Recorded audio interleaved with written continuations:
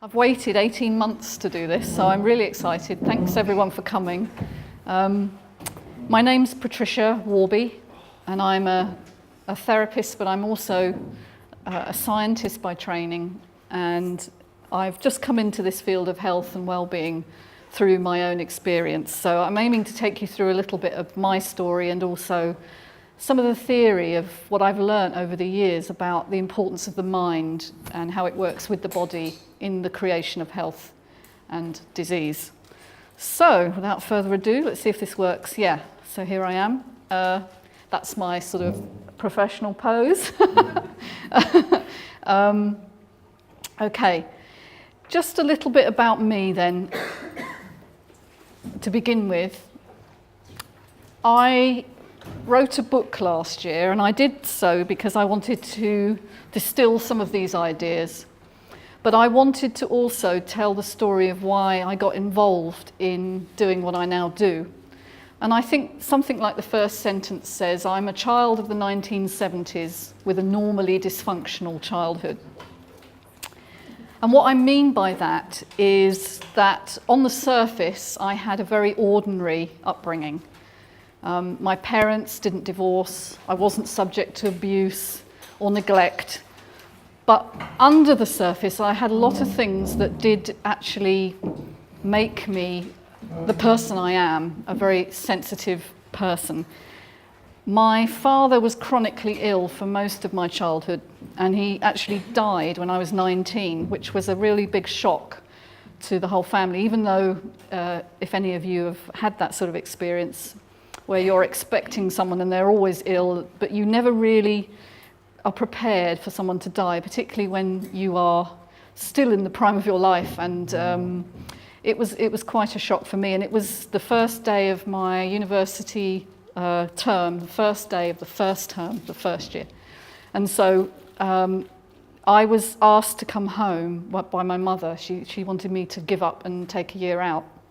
And I didn't, because I just couldn't face her grief as well as my own, because my coping mechanism at that time was to just ignore it and to carry on and carry on. And you'll see that that's definitely a picture of my life, is just kind of, don't look at it and it'll go away. So anyway, it didn't work, I can tell you that. Some other very interesting things about my family. I had an uncle who periodically would come and visit with his wife, who it turned out was my half-brother, but I didn't find out until I was 14 when my parents decided to tell me, because I was old enough then, apparently, to understand. But it was a really, really big shock, because A, I didn't know my father had been married before my mum, let alone had a child, or that his first wife had died in childbirth. So it was this kind of hidden secret that suddenly burst forth into our family, and my uncle was no longer my uncle, he was my brother. I should say now, of course, everything's great and we're the best of friends and everything, but it really shakes the foundation of who you think you are when what you take for granted as a child is suddenly shifted in a very significant way. So anyway, I don't want to go on and on about my childhood, but it had its little quirks, let's say.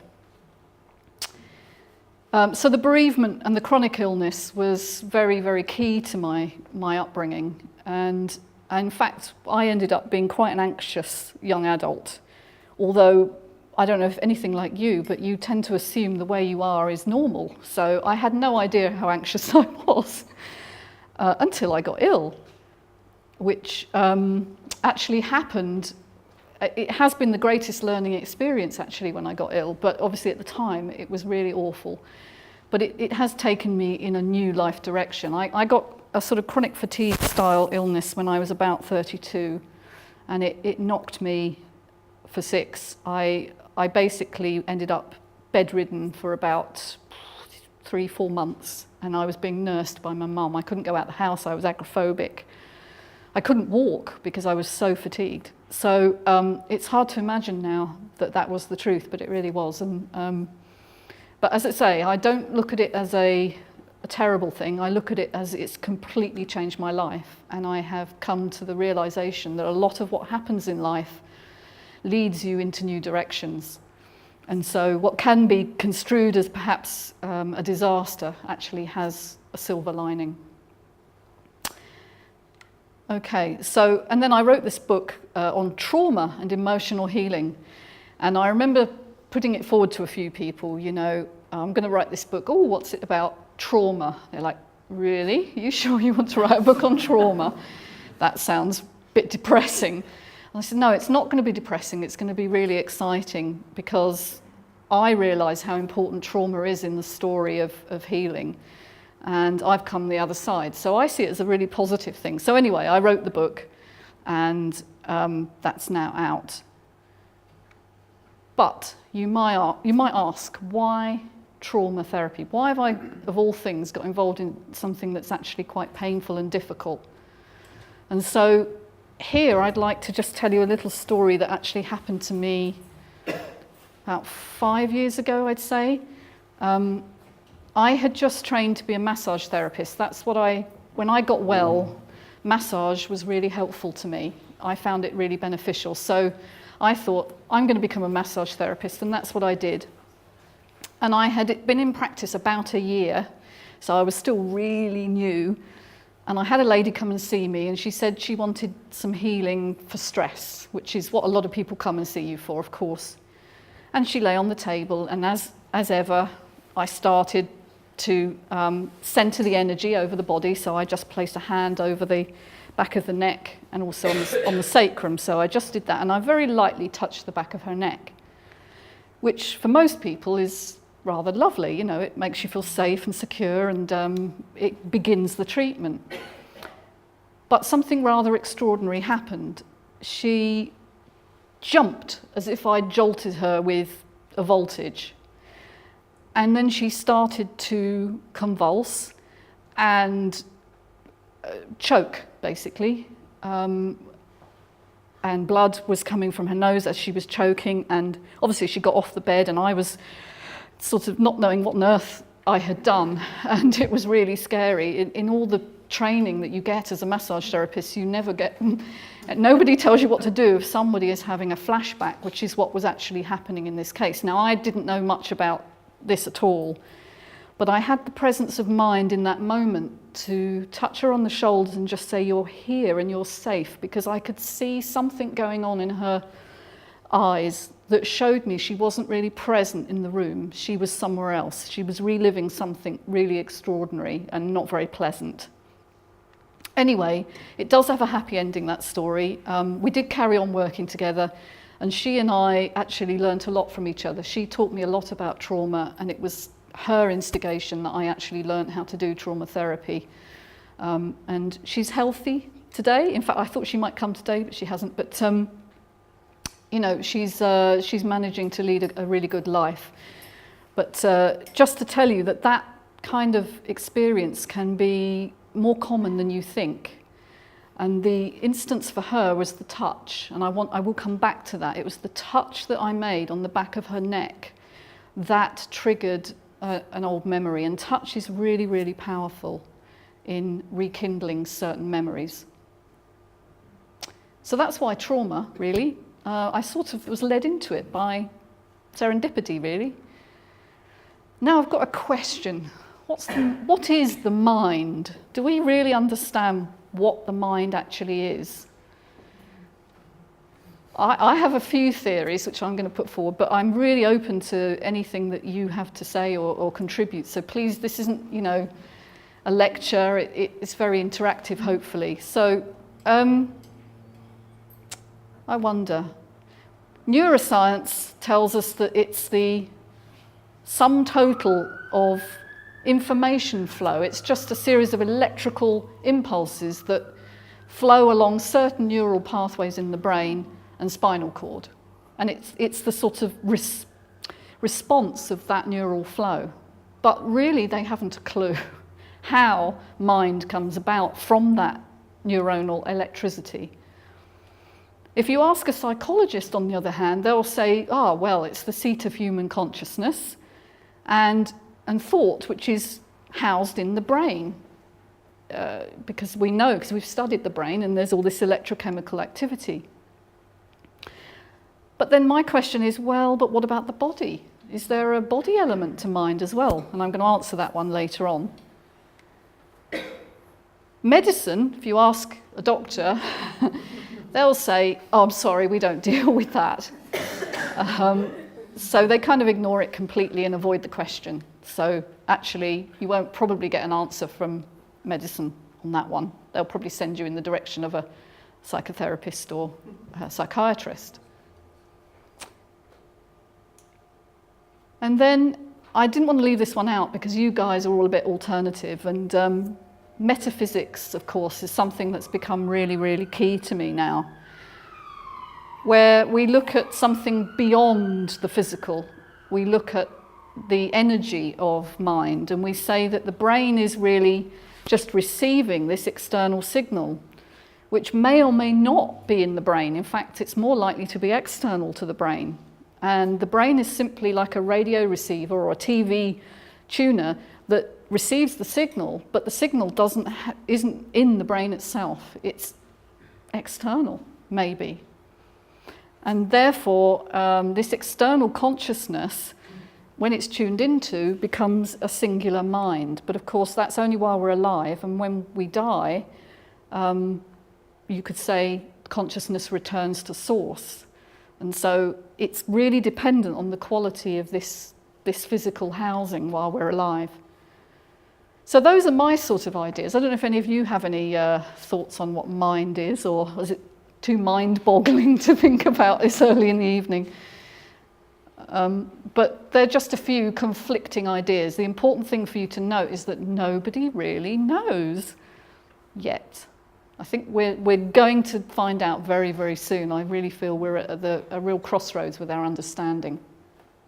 I think something I read about, what's this really good scientist, he wrote The Honeymoon. Lipton. Oh, Bruce Lipton. Yeah, I've got the biology. If you touch the skin, yeah. so your skin is the brain.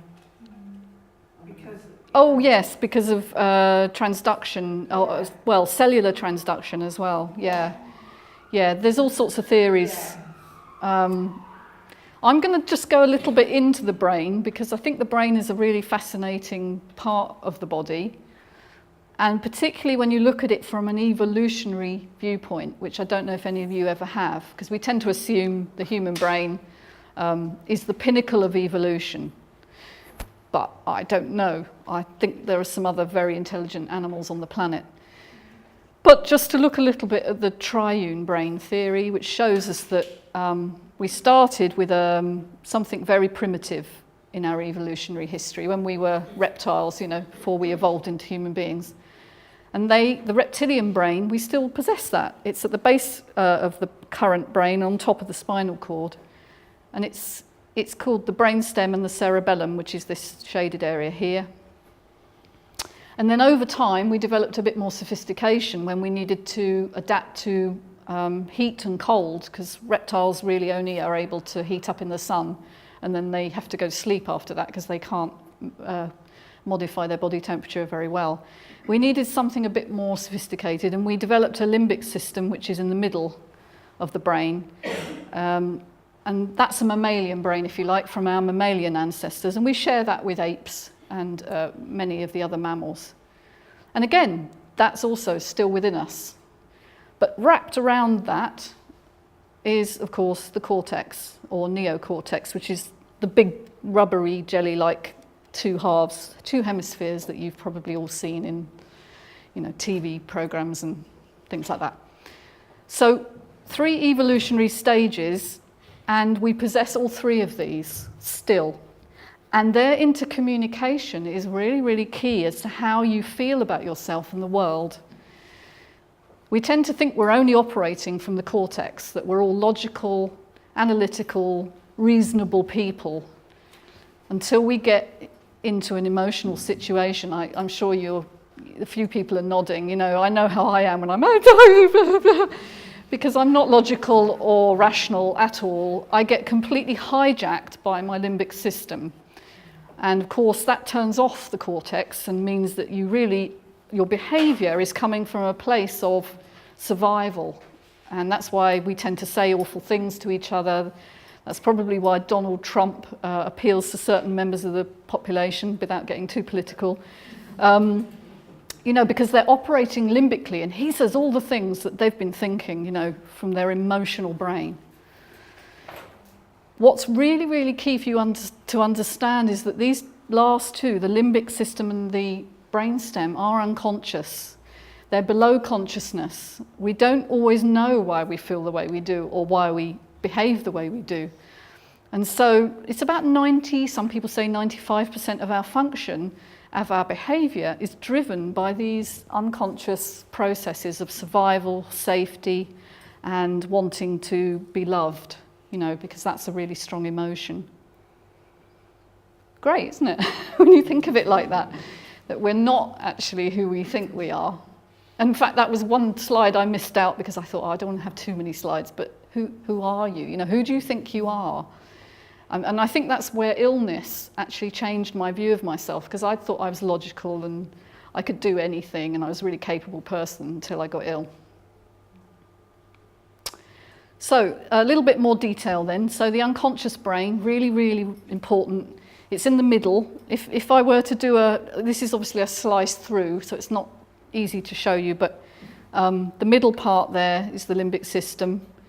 It's this green and blue bit, and I don't want to go into an anatomy lesson, but you do need to know something about this because you need to know why they are important and why they fire at certain times.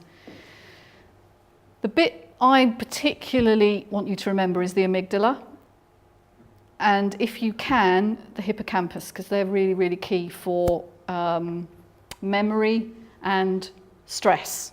They're part of our stress system. Amygdala is like a smoke alarm. If I came into the room today and, I don't know, there was a fire alarm that suddenly went off, it would be my amygdala which would be saying, run, run, danger, danger, do something. My hippocampus is all about storing memory and encoding a sort of context. In other words, if then a message came on and said, this is a test, thank you for your attention, it'd be the hippocampus that would say, it's a false alarm, you're okay. And those two working together are the sort of parts of the brain that enable us to react to certain situations. The others, I'm not going to go so much into, but the colour coding, by the way, trauma changes the size of these parts of the brain, and the parts that are in red there, the amygdala, insula and thalamus, they increase in size during and after trauma, whereas the two blue ones, the hippocampus and the hypothalamus, actually they shrink a bit. So your brain is plastic. I don't know if you knew that, but it does actually shrink and change dependent on your environment. So I like this diagram because this is 3D, so it sort of shows you that the slice showed you that it was in the middle, but what this one shows you is there's actually a left and a right side. So there are two amygdala, and there are two hippocampi, and there are two of all of them. So there's a left and a right, and a lot of books miss that out, and actually they're not exactly the same. And the right tends to be more damaged in trauma. So what I'm basically saying is a stressful experience, and we call that emotional trauma, landscapes the brain. It changes the way the brain functions. It makes certain parts grow and certain parts shrink. It changes the mind's function, therefore, and it's usually for life. And there's a little star there, and it says, unless mitigated. In other words, unless you have someone who helps support you through something, or you have a sense of safety, or you find a therapy that really helps you, or you find some creative outlet that allows you in life to live meaningfully and overcome some of the trauma that you've had. So I use the word trauma very loosely, by the way. And I'll go into that more, but anything that's emotional that was in a state of helplessness, that's my definition. So stress, generally, we all understand, well, we think we know what stress is. Stress is trying to find a new place when you're coming here and you're not sure where you're coming and you're trying to find the car park and you're not sure if you've got enough time and all that sort of thing. That's a really obvious stress. And what it does to the body is it sets off this whole cascade, neurological and hormonal, and it just sort of fires off all these messages throughout the brain and the body. But and this is basically what's called the HPA axis, and that's the hypothalamus. Remember, that was the one at the top in the diagram. Pituitary, which is just below it, and an adrenal cortex, which is just above your kidneys and your back. But stress need not just be overt and obvious, like the example I've just described. Stress can also be unconscious. Say there's someone in this room right now who reminds you of someone that hurt you when you were little. You'll avoid them. I know, because I had someone come and a new colleague joined our work team, and I couldn't work out, I don't like her, I didn't like her, just didn't like her energy, I didn't like who she was. And then it suddenly dawned on me, she reminds me of someone that really hurt me. And after that, I got on fine with her because I started to see her as the person she was and not who the person she reminded me of. So stress can be really unconscious. It can be a reminder of something, it can be a look, a feeling, a time of year. A lot of people get symptoms at a certain time of year, and then if you trace it back, it's due to something that happened at this time of year, a bereavement, a loss, a divorce, something really traumatic for them. They've forgotten the link, but their subconscious mind hasn't. And I'm sorry, I know this is really complicated, and please don't feel you have to take it all in, but how does the brain transmit these feelings of stress to the body? Well, it does it through what's called the autonomic nervous system. And autonomic you can think of as automatic, it's almost the same. It's all the bits that happen when you're not thinking about them. Your blood is pumping. Your brain is working out how acidic your blood is, and it's adjusting everything. It tells you when you're thirsty. You're not thinking about that, but it's happening. And so all of these functions are happening from the brain to various organs of the body along two branches. One's called parasympathetic, and that's the one that slows everything down and makes you feel comfortable. It's called rest and digest. It's when you've just had Sunday lunch and you're thinking, life is good. And so that's your parasympathetic system. And then you've got your sympathetic, which is the fight and flight mechanism. Have any of you heard of fight and flight? That's something you've come across, yeah. So that if somebody came at me now and was going to abuse me or tell me I'm rubbish and I'm really boring and I should sit down, which I'm sure a lot of you are thinking actually, that would be really threatening to me, and my heart would start to race, and I'd have no control over that because I would just feel really uncomfortable. And so that's the kind of unconscious stress that these two are kind of involved in. And up until about 15 years ago, this is what we understood to be the sum total of how the human organism controlled its stress response. It was these two branches, on or off. And it was the nice yin and yang balance of these two which enabled us to feel either happy or miserable. Up until about 15 years ago. And then a new idea came on the scene. And when I read this, it really blew me away because it really made sense of some of the things that I've seen in my clinic and also some of the things that I have experienced myself. There is another level to the parasympathetic system, and it's based on the vagus nerve, which runs from your brainstem to most of the organs of your body, as I showed you, but also it runs to the head and neck. It controls eye movements, swallowing, balance, middle ear balance is very involved with the vagus nerve as well. And you'll see when I talk about some of the symptoms, I think this is really, really key as to why we get some of the symptoms we do when trauma is re-triggered in the brain. So vagus nerve then comes down, as I've said, to most of the organs of the body, including the reproductive areas, gut, heart, liver, lungs, kidneys, and all these muscles and control systems of the head and neck. So it's really, really key. And when this was discovered by a guy called Stephen Porges, it was coined polyvagal theory because they were saying there were several branches of the vagus nerve which they hadn't known about before and that innervate this part of the head and neck. Which, if you think about it, when you're a baby and you're learning how to be in the world, what do you connect with? You connect with the eyes and the smile of your mother. You're cooed at, hopefully, if you're with a mother who's, you know, able and pleasant. You know, you're tickled, you're cuddled, you're stroked, you're fed, hopefully, when you're hungry. But all of that is communicated through the eye gaze and through touch. And that's where we come back to this notion of touch being really, really key. And so actually, there are 3 levels now we know of. So there's 2 parasympathetic systems, and they're at different levels in the evolution of the brain and also in the parts of the body. With the sympathetic in the middle, that's the fight and flight one. Now, you don't need to know all of this, but as I've said, the head and neck is really, really key because it's part of this more evolutionary advanced. It came later in our development as human beings. And it's important for emotion and communication, of safety and love. And so it's what's called our social engagement system. And in life, if you are subject to threat, it's your social engagement system that comes online. A little baby who is in an unsafe environment will reach for mother. Initially, the baby will reach for mother unless they're rejected.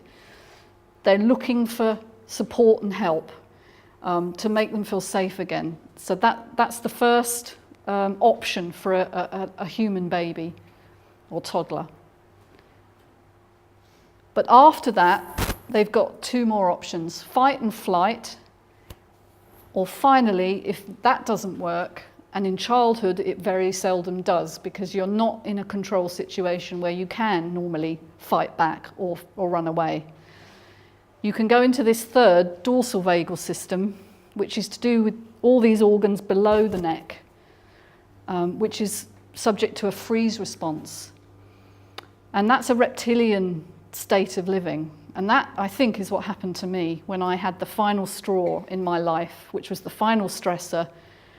I had gone through social engagement, you know, trying to be on top and make it in the world. And I tried fighting, keep going, keep going, keep going.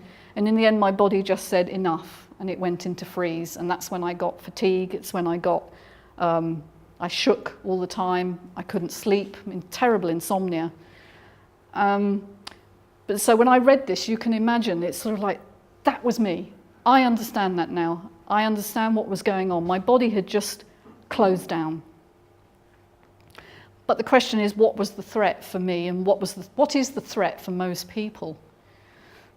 So that's the work of Stephen Porges in America. But it's such, you know, when you come across a theory that just sort of lights you up and makes you feel like, that's brilliant. Now, we don't know that it's absolutely 100% correct, but it certainly does explain a lot of things that happen in therapy, and it explains a lot of the sort of situations we're now seeing with children who are suffering depression and, you know, terrible stress early in life. So this freeze response then can come about through several different ways. The threats that children have are not necessarily obvious. Poor attachment to parent is one that I've already hinted at. So I'm a little child. If I reach to mummy and mummy says, "Oh, get away," or she says, "Oh gosh, what's the matter?" and she's really, really scared, her eyes and her body language communicate to me that I'm somehow unsafe. And so, and that starts really, really young. And if that continues as a pattern, the child, read me, never feels quite fully attached to their parent. And my mum is still alive, bless her, so I'm not going to be, it's not about blame, it's just about noting that I never really had that sense of being right for her. I wasn't right for her, and she wasn't right for me. Her temperament and mine never quite matched, you know, so I'm definitely one of the poor attached people. I have made a lot of healing approaches to my mum, and we do have a good relationship now, but she's not my best friend. You know, some people come to me and they say, "Oh, my mum's my best friend." It's like, really? Okay. Great if you have that, if you really have that connection, wonderful, but so many people don't. It's only about 30 to 40% we think of the population that have really good attachment, parental attachment. So actually it's not that common. Another threat can be bullying in childhood, which, yep, did anyone else have it? I did. I'm not the only one, surely.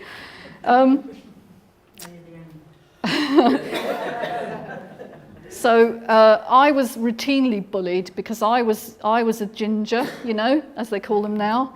And back in 1973, 4, 5, it wasn't that common. And there were only 2 of us in the school. And you can imagine a boy and a girl.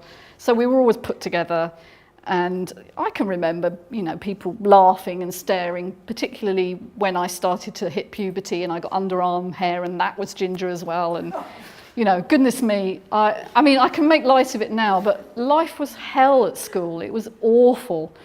And so what did I do? I shut down. I just got on with life and I just got into reading books and I became the SWAT and I just got really, you know, I just ignored them basically is what I did.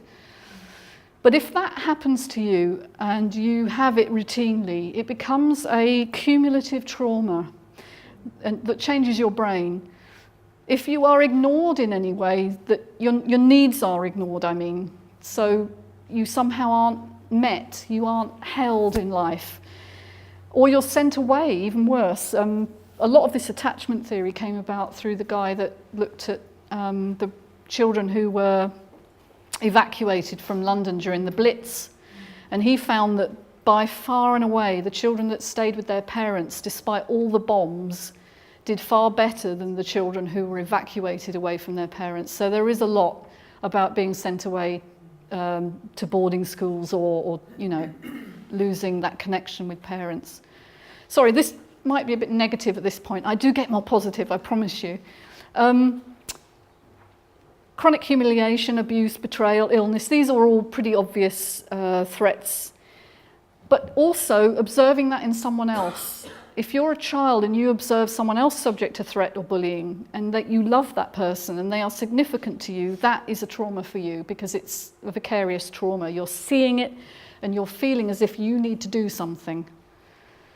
So finally, you know, if you had no one to support you or you felt wrong or you were labelled, dare I say, sensitive like I was, oh, you're so sensitive. You've got to toughen up.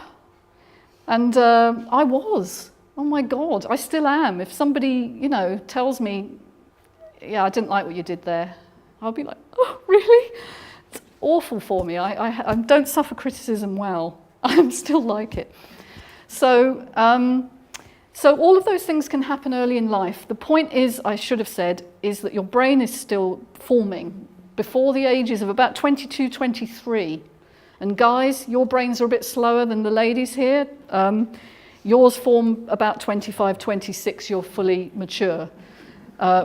Ladies, we've kind of known that, haven't we? Yeah. So, but that is often why young men are very disinhibited because the cortex hasn't fully come online until about that age, 25, 26. Does that not affect girls as well? Because I thought it was Of course it does. until 25 days, their brains all developed. Yeah, I'm just saying it for men it's just a touch later. On average, and goodness, you know, of course there'll be men who mature earlier and women who mature later, but on average men are about a year or 2 later. It does affect women. Young women can be very disinhibited as well, hence all the sort of problems when they drink and, you know, which simply exacerbates. Absolutely, yeah. And that's why they go off the rails, because they have no sense of control over their emotions. So it all gets really tricky. So trauma is common and it happens through childhood events, but then it can get triggered later in life, particularly if you are a sensitive person. Not everybody suffers trauma, of course they don't, but a lot of people do. And it can be a later life event that can bring up all the emotions of the time that you had when you were young. And that's when we go into freeze response. So I wanted to look a bit about where the mind is outside the brain now. I just didn't want to just focus on the brain because I know you're all interested in mind, body, spirit stuff. So where else could we think about? What about the gut brain? Lovely lurid diagram there of your guts. You've heard of gut reactions and gut feelings and all of that. Well, there is a brain in your gut. And I'm not just making, that sound nice. There are more nerve endings in your gut than there are in your spinal cord. So your gut brain is real, and it senses things before your brain does. So it has its own nervous system, and we're just discovering, and this is latest information, which I know some of you have probably come across, but we've got this amazing ecosystem in our gut. It's not just good bacteria and bad bacteria, as we've heard up to now. It's a community that are communicating with you. They're communicating via all the little chemicals that they produce, but also they've got their own DNA. And DNA, of course, is the code of life, as you probably come across. And their DNA outnumbers yours 100 to 1. So the question is, what is a human being, actually? Are we individuals, or are we a walking community? And I'm coming to the conclusion that we are this amazingly complex community of organisms. We couldn't survive without them. They can't survive without us. We are in symbiotic relationship, but it is really fascinating. They know when you're happy or sad. They know what's going on in your life because you are communicating directly with them via these chemical signals. And their DNA is swapping with each other because they're little microbes. They reproduce fantastically quickly, and they swap their DNA over all the time. So they're creating a lot of your health and well-being if you're doing the kind of work you want to be doing, if you're telling yourself good messages in life. So they pick up all these messages from you, and they help you if they can, but if things get out of balance, it can go pretty rapidly downhill. Toxins, both external ones that we're breathing and eating, but also internal toxins, create havoc in this community. And then there's the heart brain. Has anybody ever come across this theory? Yeah, so Institute of Heart Math, it's American, so it's math, not maths as we say, has done a lot of work on this, a lot of important research, and they've showed that actually the heart has this wonderful electromagnetic field around it. And often if you come into a room, you can feel the energy of the people in the room. Like the energy in here is lovely, I have to say. I knew the minute I walked in, it's just, this is going to be a great evening, because there are people here who are resonating together. We're resonating with each other. We have some things in common, and we're all here because we're interested in this stuff. So, but if we went to, I don't know, a corporate function, we might not feel quite so lively. I've certainly been and thought, oh God, there's nobody here I can communicate with. And that's my heart telling me that. It's not my brain, because I don't know them yet. I haven't picked up that, but my heart has. My heart has picked up on the energy of these people, and it's sort of gone, oof, no.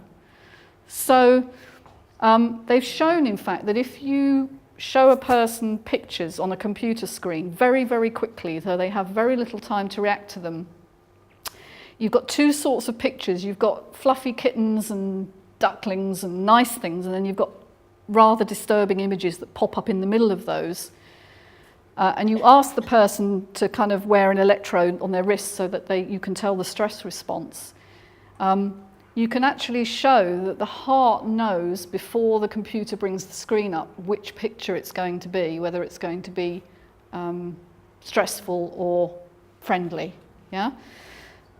We've no idea quite how this works yet, but we know that it does, because there's an energy around that, and that's why I think the mind is not in the brain. I think we're picking it up via all these other systems that we have, and we're really only at the beginning of our understanding of what's going on. But I just think take your heart seriously. Your heart feelings are really key. And one of the things I always say to people when they're coming to see me is, have you checked your heart rate variability? And most people go, what? And I say it's one of the best indicators of your longevity and your health and well-being that there is. And it is so simple to do. You can get an app on your phone now that measures it via your camera on your smartphone. If most of you, I don't know if most of you have a smartphone, some of you may not. And you just put your finger over the camera and it measures your heart rate variability and it puts it out on a little screen. And I would love to have demoed this, but our technology tonight isn't up to it. But one day I will. I'll show you how you can actually change your heart rate variability. And I demoed it to a friend last week at Sainsbury's, and she was like, God, that's amazing. So what I do is I think of something really disturbing, and my heart rate variability, which isn't the same as your heartbeat, by the way. It should be like this, up and down. But if you think of something disturbing, or you've had a really tough day, it's all over the place. It's really jagged and out of sync. Then you think meditative thoughts, and you get really in tune with and harmony of your life. It changes and it becomes this beautiful smooth pattern again. And that is, if you can start to learn how to do this for yourself, however you do it, whether you sing, you chant, use acupuncture, I don't know, but there are many ways of doing it. Heart rate variability is really key. How am I doing for time? Right, about 10 minutes. There's another part of your brain and body that actually is really key that you may not be aware of. Did you know that your brain has a lymphatic system? Because up until about 3-4 years ago, science didn't know about it. It thought there wasn't one. And now we know there is this fantastic drainage system in the brain which operates at night. And this is why it's really important to get good sleep. Because in sleep, the cells in the middle here, the glial cells, shrink. And that allows the fluid to pass through from one end through the venous circulation from the arterial, and that's your drainage and your neuroglial drainage. So it's been coined lymphatics because it's glial cells plus lymphatics. So sleep is really, really key to keeping your brain functional. And it might be linked with Alzheimer's, why a lot of people get Alzheimer's. Well, that's just a picture of, it's been lit up obviously with some form of, labelling. And you'll see the difference between the brain when it's asleep, how lit up it is. It's full of flow, it's flowing. And during your awakening time, there isn't time for you to be draining your brain, you need to be thinking. So it's just this amazing drainage system. But interestingly, it's also the dumping ground for your emotions. So if you have emotions that you're not dealing with, like me, why did I get insomnia? Could this be the reason? Because that was my first symptom. I started not to be able to sleep. I would wake up early, and then the early crept even earlier until I actually couldn't get to sleep at all. I had all these emotions going on, and I had no idea. I had no idea because I wasn't feeling them. They were all subconscious. So more active when you're asleep, and it's sort of pumped through the blood and to your liver. So if you've got emotions that you're not dealing with, it's going to clog up the system. It takes a lot of energy to do this. So if you're compromised through having a chronic fatigue-related style issue, which is what I had, your energy is so low, you can't do this. And so you start to get more and more clogged, and that's why it tends to be a downward cycle. So that is all preamble towards saying that mind and body are actually not separate. They are linked in many, many ways. And so you can't ignore the mind when you're looking at healing. And a lot of people do. They think if they do all the right things and they eat the right things and do the right exercise, somehow everything will come right. And it does make a difference. But if you ignore the mind component and your emotions, you're only getting half the story. And luckily, science now agrees with this and has come up with a really long-winded phrase called psychoneuroimmunology. And that's the study of these psychological effects on the neurology and your immune system. So don't worry about the terminology. The important thing, though, is that emotions are not just in your mind. They are felt in your body. Hence you blush if you're embarrassed. You know, you might blanch if you're ashamed or angry, but it's more subtle than that. Certain emotions are more damaging than others. And the biggies in terms of the kind of work I do are shame. God, who talks about shame, you know? It's just so clear that all of us have it to some degree or another, but we don't talk about it because it's uncomfortable. Why would we? But it's at the heart of a lot of illness, is unresolved shame over being wrong or not listened to or somehow different from other people. Another big one is betrayal, and betrayal can be whatever you see it as. So it could be your father leaves home, or you're sent to boarding school, or someone dies. These are all betrayal in your mind because that person has left you. And fear, of course, which is a really absolutely classic emotion that we all feel from time to time. They are all profound landscapers of the brain. They change the way the brain functions, and they change the balance of all these different parts. Linked to trauma and your life events. So we're nearly going to take a break, but I just wanted to show you one more thing, which is, I'm going to ask you a question. What's the biggest killer? You've probably heard on the news recently, actually, that Alzheimer's has just taken over from heart disease as the major killer in the UK. I think it's 12% or something compared to 11. So if I asked you what the biggest killer was, you'd probably say something like heart disease or Alzheimer's. Maybe some people would say cancer. Cancer's a big one. But what's really, really unspoken and not talked about is adverse childhood experience, or ACE, i.e. another word for trauma. This is documented in all the research. You just don't hear about it in your doctor's surgery because they don't ask you about your life experience. They've got 8 minutes to see you, prescribe something and get you out.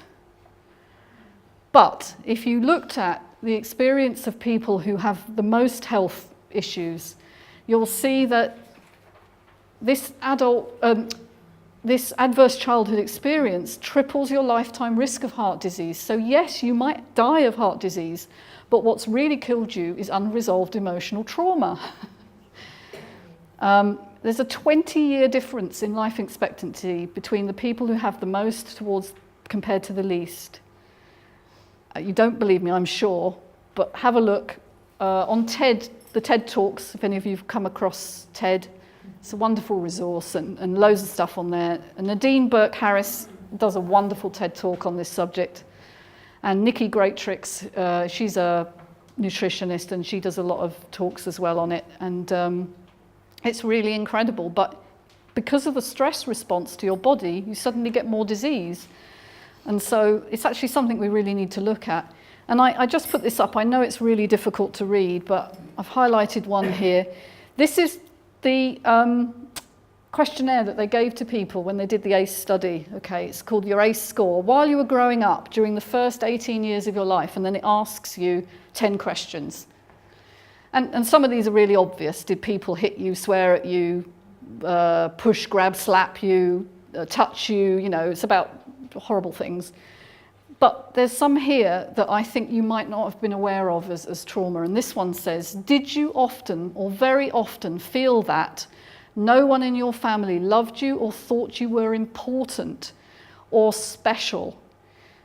Or your family didn't look out for each other, feel close to each other, or support each other? If yes, and you would just put yes for that. And that's an interesting one, because I would say, yes, I was loved, but no, I wasn't special. And I'm not sure our family really did look out for each other that well. We weren't very good at it.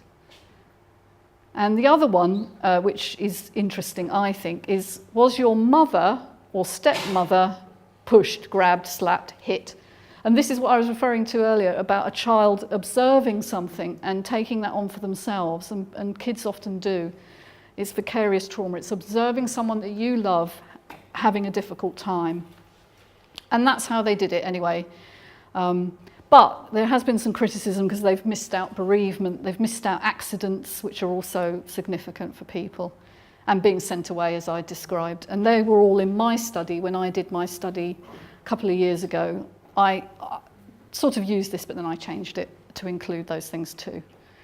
So trauma and unresolved emotion then is any event where helplessness is present. And that is individual to you. That's an interpretation of you in your life. So if you feel helpless in your job because you've got to be working there, but you hate it, that's a trauma. If you're in a relationship that you're unhappy in, but you can't see a way out, that's a trauma. It's recorded by the limbic system for future avoidance as an implicit memory. And that's why when I touched that lady on the back of her neck, she had this implicit memory of being touched there in a not very nice way when she was 3 or 4, and it comes back. It's instant. It's formed early in life, usually between the ages of 0 and 7. That's when your limbic system is in control. Children are totally limbic. Want, don't want, give me, no, I love this, I hate you. Some would say teenagers are there also, but it's very obvious when a child is growing up that these feelings are very unconscious. And these triggers will come and remind you of those things, but they'll do so unconsciously. And it might be a sound or a smell or a time that reminds the brain of that originating event, but you won't get a memory, unlike my lady who did. You just get a feeling or a symptom that comes up. And the awful thing is they don't decay, they don't change, and they have no words to describe them. So when you go into therapy and you start to talk about this stuff, it's very difficult because you have no words for how you feel. And you're trying to translate it as an adult and say, well, I felt completely betrayed or left. And that does something. It does help activate the brain, but it does nothing to change the way you feel. You still feel helpless. I'm very nearly there now. So it's the meaning of the event, not the event itself. And that's why it's individual. And that's why me being a really sensitive person means some of these things that other people would have brushed off and thought, oh yeah, so my uncle's my brother, you know. But for me, it was a really but what do you mean? I really was thrown by it because my sense of safety was really shaken by that. So, trauma can be accident, bereavement, birth, bullying, betrayal, surgery. I had a lot of surgery when I was little. That's another thing. I had my tonsils taken out when I was 7. And back in the day, that's what they did. They just ripped them out because they were regarded as not necessary. But I was not told until the day of the surgery that I was going into hospital. And then it was, do you want to grab your teddy in a nightdress? It's like, why? Where are we going? We're going on a special trip. Oh, are we? And then my parents, believing that this was the right thing, because bless them, that's what parents did then. They didn't tell you stuff. And then they had to leave me because they weren't allowed to stay. So for the first time in my life, I was alone, knowing that the next day I was going to have some surgery done, which I had no idea of. So that can be very traumatizing. So it's anything that happens when you're helpless in an already sensitized brain, and the meaning, as I've said before. And it's important because it becomes this self-perpetuated cycle of subconscious stress, and that's called kindling. Makes further trauma more likely, unfortunately. And so you get people who come in and they've got loads of trauma. They've had multiple accidents, terrible relationships. They can't keep their children because they're so traumatized. You know, the children get taken into care, and it's just a whole cycle of awful thing. So you get pain, you get all sorts of physiological effects in the ways that I've just shown you. But thank you for listening. I've got a bit more after the break, which is about what you can do about it, so it's a bit more positive.